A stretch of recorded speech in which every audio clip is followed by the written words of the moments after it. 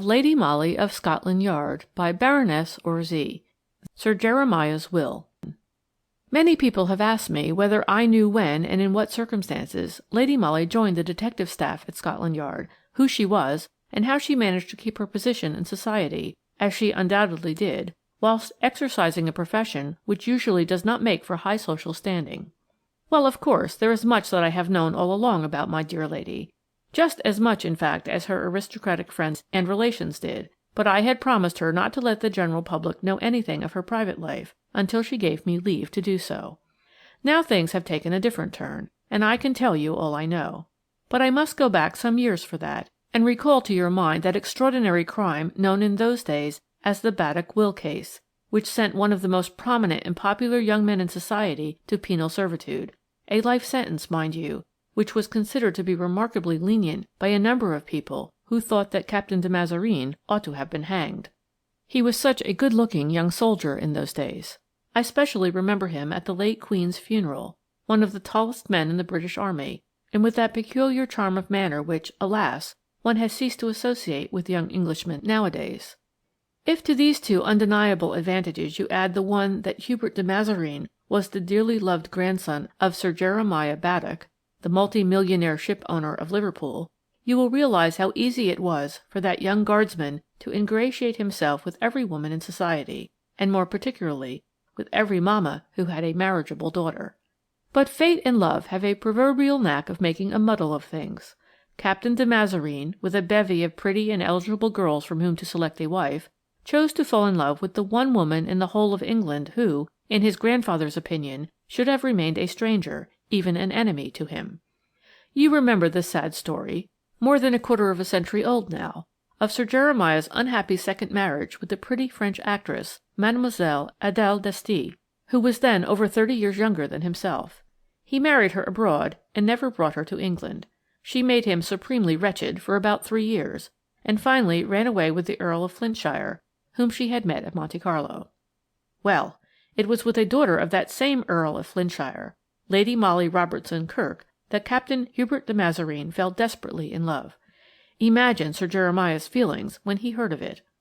Captain Hubert, you must know, had resigned his commission in 1902 at his grandfather's request, when the latter's health first began to fail. He had taken up his permanent abode at Appledore Castle, Sir Jeremiah's magnificent home in Cumberland, and, of course, it was generally understood that ultimately he would become possessed of the wealthy ship-owner's millions as well as of the fine property, seeing that his mother had been Sir Jeremiah's only child by the latter's first marriage. Lord Flintshire's property was quite close to Appledore, but needless to say, old Sir Jeremiah never forgave his noble neighbour the cruel wrong he had suffered at his hands.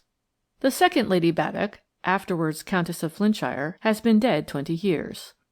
Neither the county nor the more exclusive sets of London ever received her, but her daughter Molly, who inherited all her beauty and none of her faults, was the idol of her father, and the acknowledged queen of county and town society. You see, it was the ancient, yet ever new, story of Cappelletti and Montecchi over again, and one day Captain Hubert de Mazareen had to tell Sir Jeremiah that he desired to marry the daughter of his grandfather's most cruel enemy. What the immediate result of that announcement was, no one could say.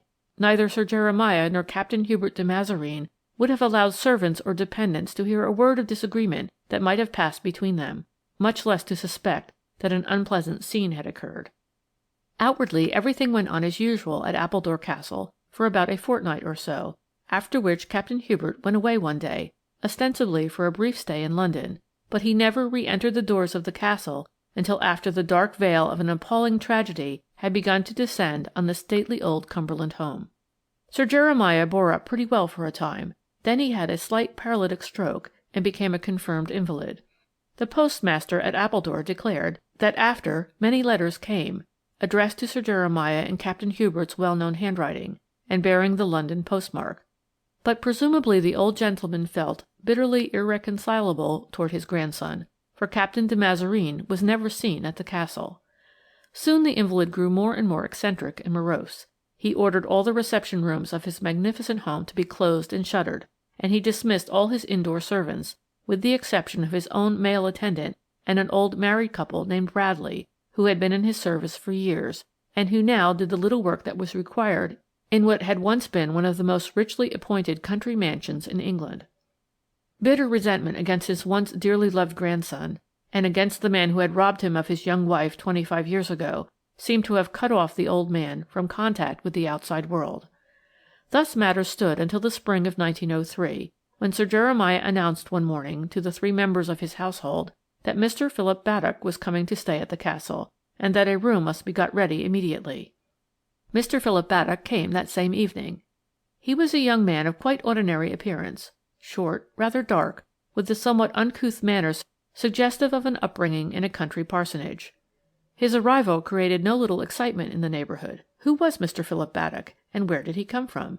No one had ever heard of him before, and now, after a very brief time spent at the castle, he seemed to be gradually taking up the position which originally had belonged to Captain Hubert.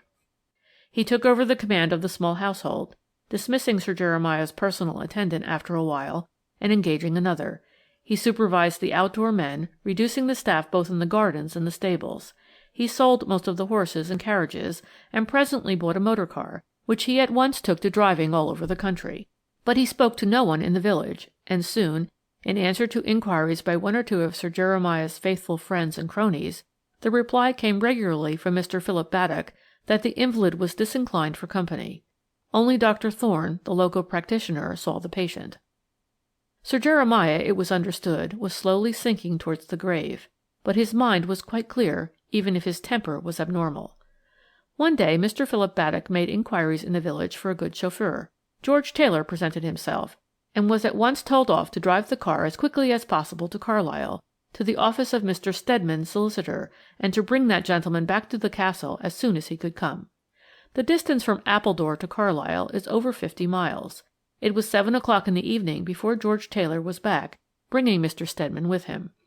The solicitor was received at the castle door by old Bradley, and at Sir Jeremiah's door by Felkin, the new attendant, who showed him in.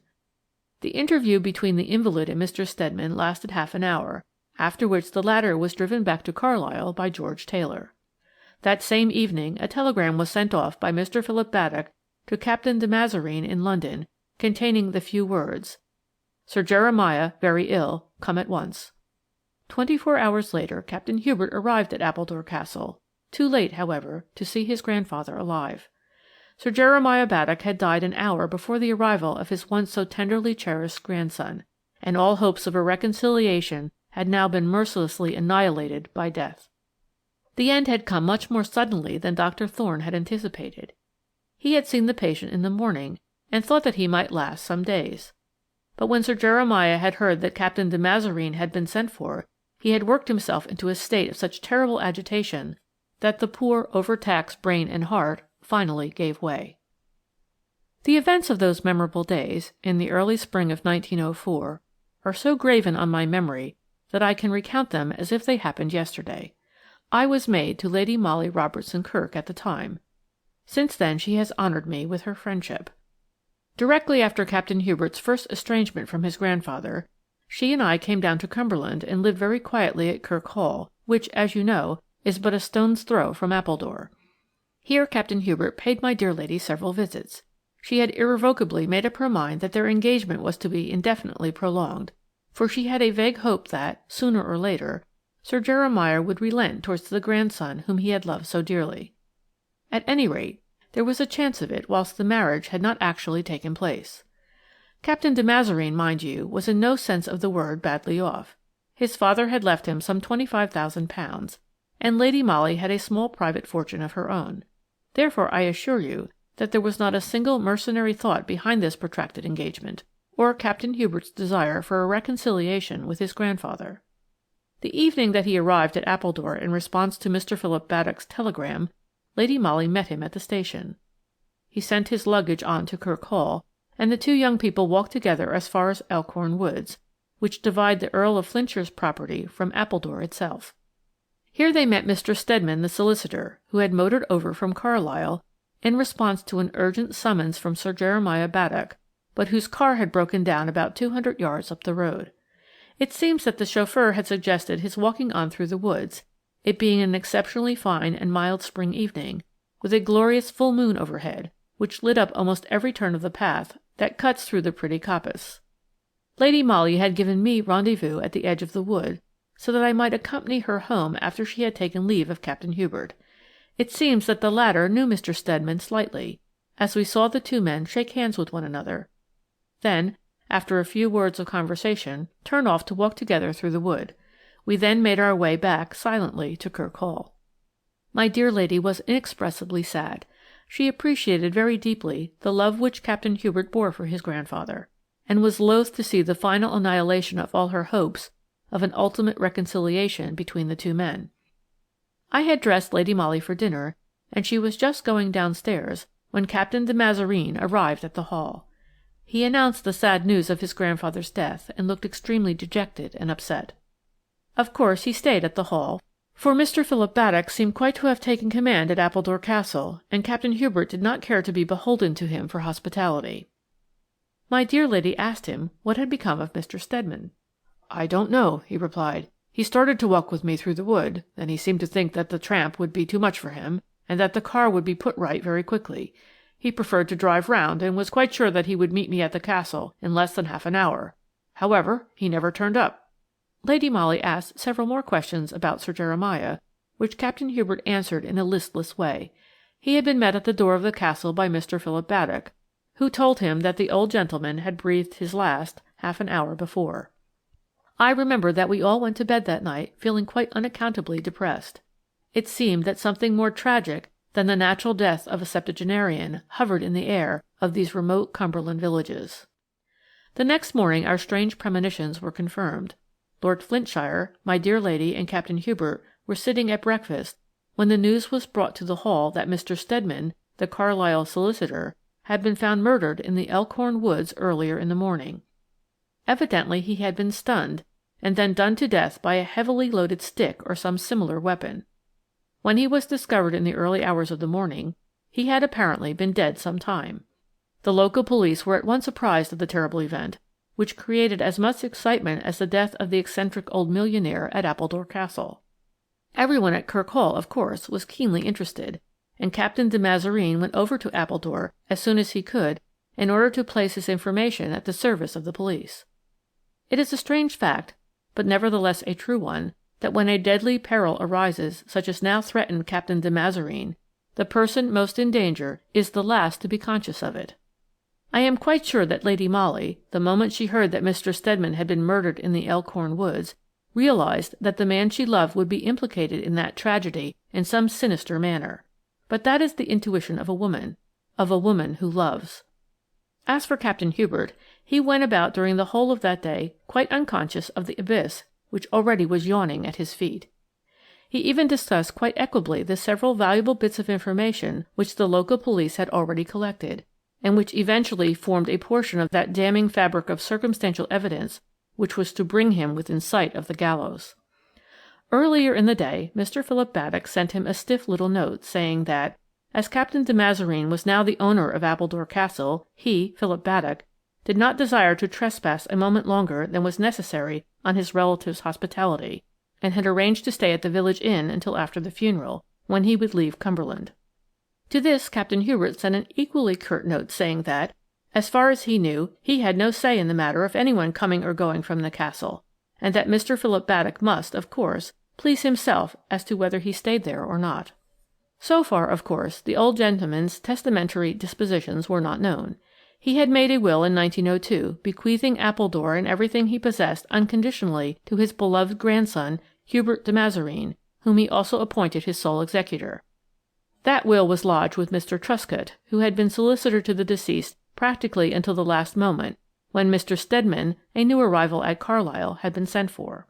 Whether that will had been revoked or not, Mr. Truscott did not know, but in the course of the afternoon, Lord Flintshire, whilst out driving, met the local superintendent of police, who told him that Mr. Steadman's senior partner, a Mr. Fueling, had made a statement to the effect that Sir Jeremiah had sent for Mr. Steadman the day before his death, and given instructions for the drafting of a new will whereby the old gentleman bequeathed Appledore and everything he possessed to his beloved grandson Hubert de Mazareen, but only on the condition that the latter did not marry the daughter or any other relative of the Earl of Flintshire.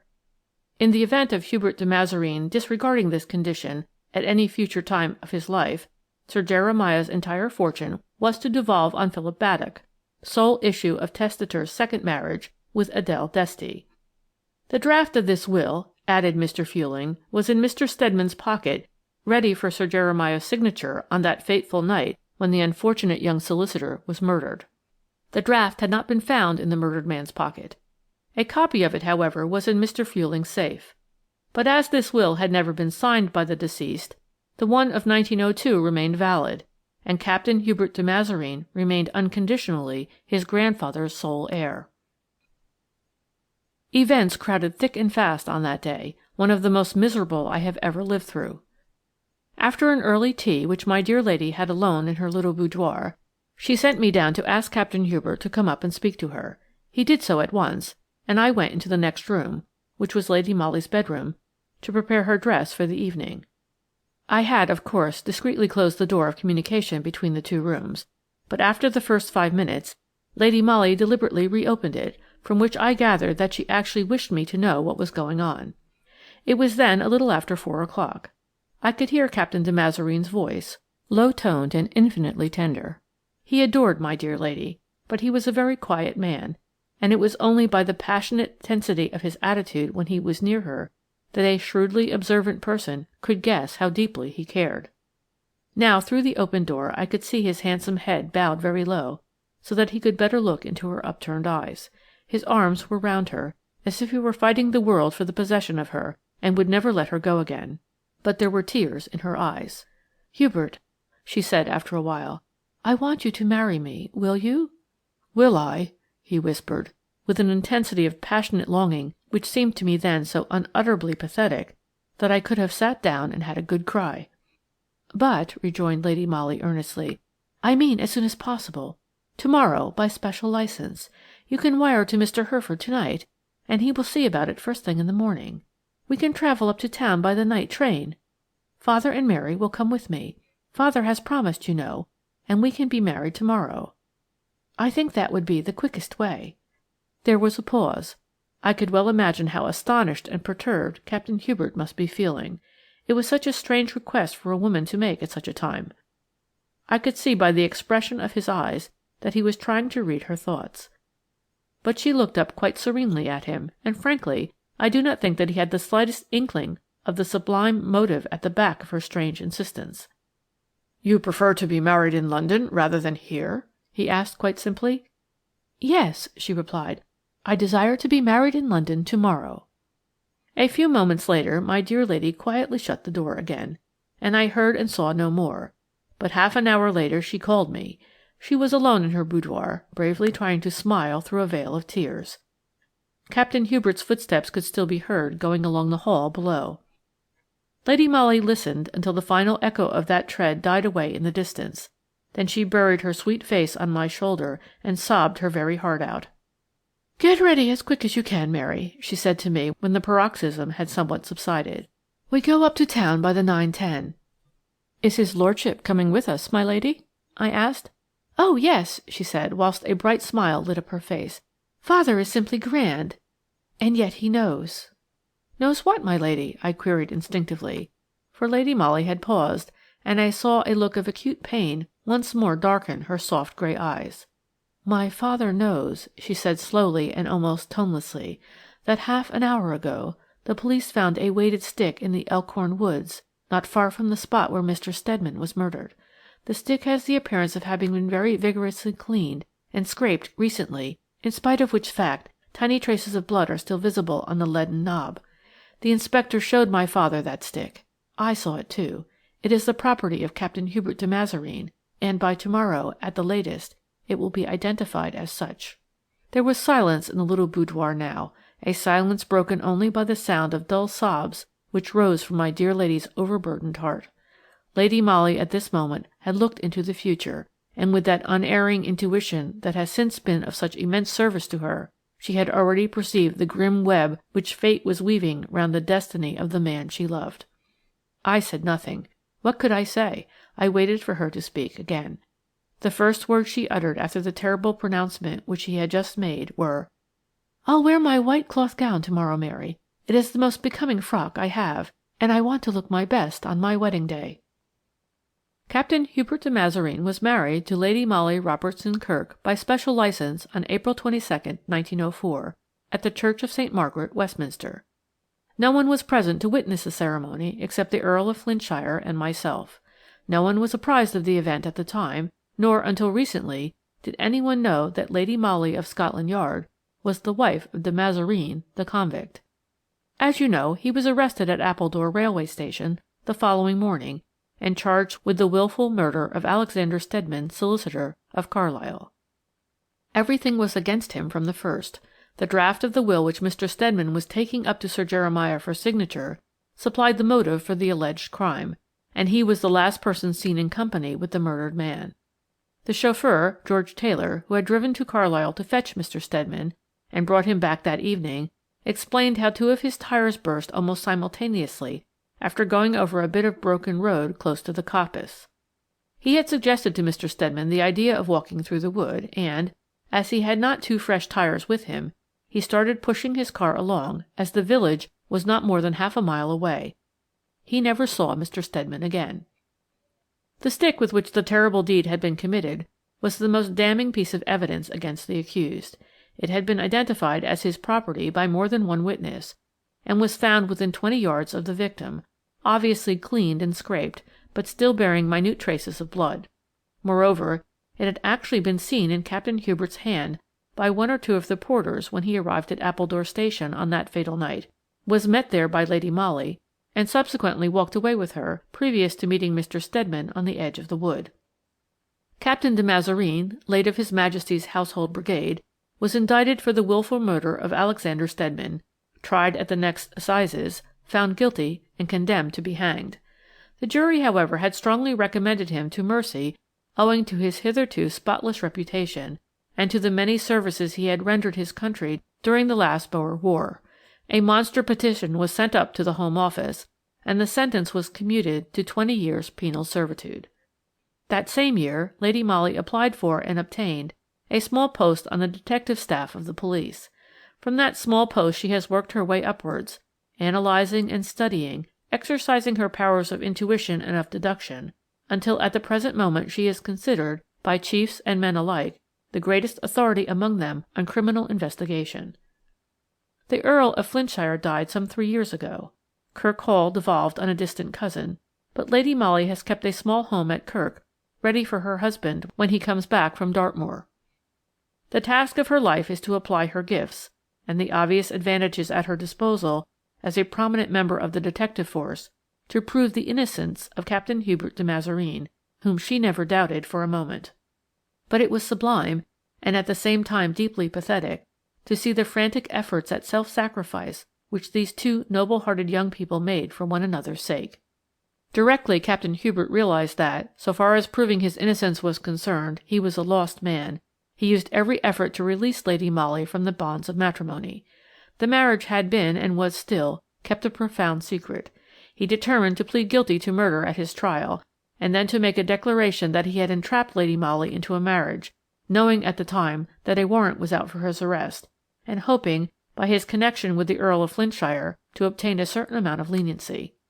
When he was sufficiently convinced that such a course was out of the question, he begged Lady Molly to bring a nullity suit against him. He would not defend it. He only wished to set her free. But the love she bore him triumphed over all. They did keep their marriage a secret, but she remained faithful to him in every thought and feeling within her, and loyal to him with her whole soul. Only I, once her maid, now her devoted friend, knew what she suffered, even whilst she threw herself heart and mind into her work. We lived mostly in our little flat in Maida Vale, but spent some delightful days of freedom and peace in the little house at Kirk. Hither, in spite of the terrible memories the place evoked, Lady Molly loved to spend her time in wandering over the ground where that mysterious crime had been committed which had doomed an innocent man to the life of a convict.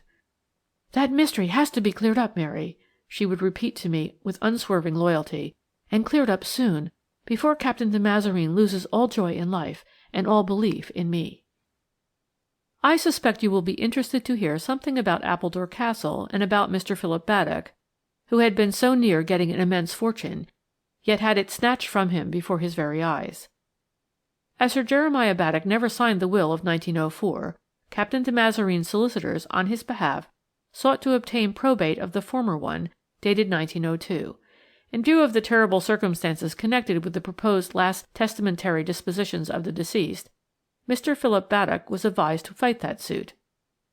It seems that he really was the son of Sir Jeremiah by the latter's second marriage with Mademoiselle d'Este, but the old gentleman, with heartless vengefulness, had practically repudiated the boy from the first, and absolutely refused to have anything to do with him beyond paying for his maintenance and education, and afterwards making him a goodly allowance on the express condition that Philip, soon to become a young man, never set his foot on English soil. The condition was strictly complied with. Philip Battock was born abroad, and lived abroad until 1903, when he suddenly appeared at Appledore Castle. Whether Sir Jeremiah, in a fit of tardy repentance, had sent for him, or whether he risked coming of his own accord, no one ever knew. Captain de Mazareen was not, until that same year, 1903, aware of the existence of Philip Battock, any more than was anybody else, and he spent his last days of freedom in stating positively that he would not accept the terms of the will of 1902, but would agree to Sir Jeremiah's fortune being divided up as it would have been if the old gentleman had died intestate. Thus Philip Battock, the son, and Hubert de Mazareen, the grandson, received an equal share of Sir Jeremiah's immense wealth, estimated at close upon £2,000,000 sterling. Appledore was put up for sale and bought in by Mr. Philip Battock, who took up his residence there and gradually gained for himself a position in the county as one of the most wealthy magnates in the north of England. Thus he became acquainted with the present Lord Flintshire, and later on met my dear lady. She neither sought nor avoided his acquaintance, and even went once to a dinner party at Appledore Castle. That was lately, on the occasion of our last stay at Kirk. I had gone up to the castle in the brougham so that I might accompany Lady Molly home, and had been shown into the library, whither my dear lady came in order to put on her cloak. While she was doing so, Mr. Philip Battock came in. He had a newspaper in his hand and seemed greatly agitated. "Such extraordinary news, Lady Molly," he said, pointing to a headline in the paper. "You know, of course, that the other day a convict succeeded in effecting his escape from Dartmoor?" "Yes, I knew that," said my dear lady quietly. "Well, I have reason to suppose," continued Mr. Battock, that convict was none other than my unfortunate nephew, de Mazareen." "Yes?" rejoined Lady Molly, whose perfect calm and serene expression of face contrasted strangely with the obvious agitation of Philip Battock. "Heaven knows that he tried to do me an evil turn," rejoined the latter after a while, "but of course I bear him no grudge, now that the law has given me that which he tried to wrench from me, a just share of my father's possessions. Since he has thrown himself on my mercy—" "Thrown himself on your mercy!" ejaculated my dear lady, whose face had become almost grey with a sudden fear. "What do you mean?" "De Mazareen is in my house at the present moment," replied Mr. Battock quietly. "Here?" "Yes, it seems that he tramped here. I am afraid that his object was to try and see you. He wants money, of course. I happened to be out in the woods this afternoon and saw him. No," added Philip Battock quickly, in response to an instinctive gasp of pain from Lady Molly. "You need not have the slightest fear. My nephew is as safe with me as he would be in your own house. I brought him here, for he was exhausted with fatigue and want of food. None of my servants know of his presence in the house except Felkin, whom I can trust. By tomorrow he will have rested. We'll make a start in the very early morning in my car. We'll get to Liverpool before midday. De Mazareen shall wear Felkin's clothes. No one will know him. One of the Baddock steamers is leaving for Buenos Aires the same afternoon, and I can arrange with the captain.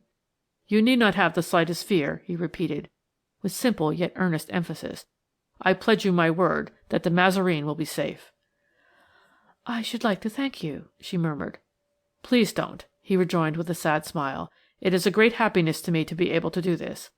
I know that you cared for him at one time. I wish you had known and trusted me in those days. But I am glad of this opportunity which enables me to tell you that, even had my father signed his last will and testament, I should have shared his fortune with de Mazareen. The man whom you honoured with your love need never have resorted to crime in order to gain a fortune." Philip Battock paused.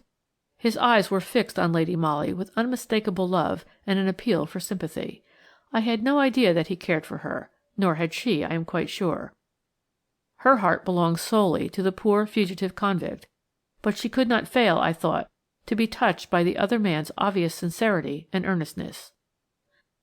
There was silence in the room for a few moments.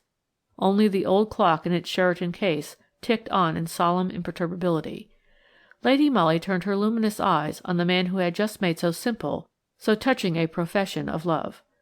Was she about to tell him that she was no longer free, that she bore the name of the man whom the law had ostracized and pronounced a criminal, who had even now, by this daring attempt at escape, added a few years to his already long term of punishment and another load to his burden of shame? "Do you think," she asked quietly, "that I might speak to Captain de Mazareen for a few moments without endangering his safety?" Mr. Baddock did not reply immediately. He seemed to be pondering over the request. Then he said, "I will see that everything is safe. I don't think there need be any danger." He went out of the room, and my dear lady and I were left alone for a minute or two. She was so calm and serene that I marvelled at her self-control, and wondered what was going on in her mind.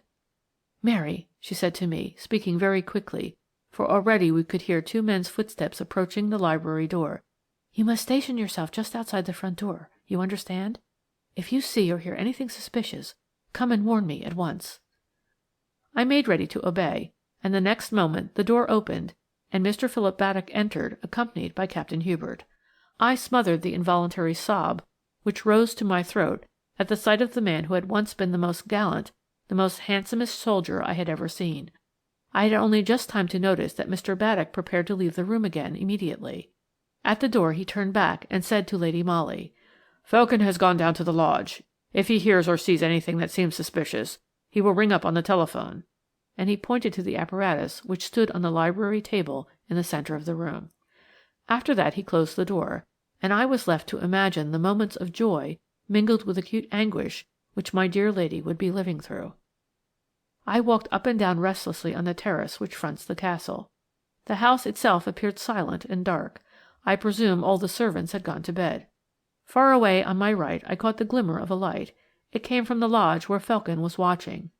From the church in Appledore village came the sound of the clock striking the hour of midnight. How long I had been on the watch I cannot say, when suddenly I was aware of a man's figure running rapidly along the drive towards the house. The next moment the figure had skirted the castle, apparently making for one of the back doors. I did not hesitate a moment. Having left the big front door on the latch, I ran straight in and made for the library door. Already Mr. Philip Baddock had forestalled me. His hand was on the latch. Without more ado he pushed open the door, and I followed him in. Lady Molly was sitting on the sofa, with Captain Hubert beside her. They both rose at our entrance. "The police," said Mr. Baddock, speaking very rapidly. "Felkin has just rung up from the lodge. He is getting the car ready. Pray God we may yet be able to get away." Even as he spoke, the front door-bell sounded with a loud clang, which to me had the sound of a death-knell. "It is too late, you see," said my dear lady quietly. "No, not too late," ejaculated Philip Baddock in a rapid whisper. "Quick, de Mazareen, follow me through the hall. Felkin is at the stables getting the car ready. It will be some time before the servants are roused." "Mary, I am sure, has failed to fasten the front door," interrupted Lady Molly with the same strange calm. "I think the police are already in the hall." There was no mistaking the muffled sound of feet treading the thick Turkey carpet in the hall. The library had but one exit. Captain Hubert was literally in a trap. But Mr. Baddock had not lost his presence of mind. "The police would never dream of searching my house," he said.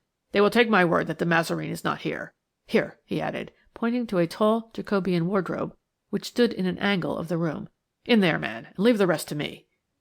"I am afraid that such a proceeding would bring useless trouble upon you, Mr. Baddock," once more interposed Lady Molly. "The police, if they do not at once find Captain de Mazareen, will surely search the house." "Impossible. They would not dare." "Indeed they would. The police know that Captain de Mazareen is here." "I swear they do not," rejoined Mr. Baddock. "Felkin is no traitor, and no one else." "It was I who gave the information to the police," said Lady Molly, speaking loudly and clearly. "I called up the superintendent on the telephone just now, and told him that his men would find the escaped convict hiding at Appledore Castle." "You!" ejaculated Mr. Baddock, in a tone of surprise and horror, not unmixed with a certain note of triumph. You?" "Yes," she replied calmly. "I am of the police, you know. I had to do my duty. Open the door, Mary," she added, turning to me. Captain Hubert had not spoken a word so far. Now, when the men, led by Detective Inspector Etty, entered the room, he walked with a firm step towards them, held out his hands for the irons, and with a final look at Lady Molly, in which love, trust and hope were clearly expressed, he passed out of the room and was soon lost to sight. My dear lady waited until the heavy footfalls had died away. Then she turned with a pleasant smile to Mr. Philip Baddock. "I thank you for your kind thoughts of me," she said, "and for your noble efforts on behalf of your nephew. My position was a difficult one. I hope you will forgive the pain I have been obliged to bring upon you." "I will do more than forgive, Lady Molly," he said earnestly. "I will venture to hope." He took her hand and kissed it. Then she beckoned to me, and I followed her into the hall. Our brougham, a hired one, had been waiting in the stable yard. We drove home in silence, but half an hour later, when my dear lady kissed me good night, she whispered in my ear, "And now, Mary, we'll prove him innocent." End of Sir Jeremiah's Will.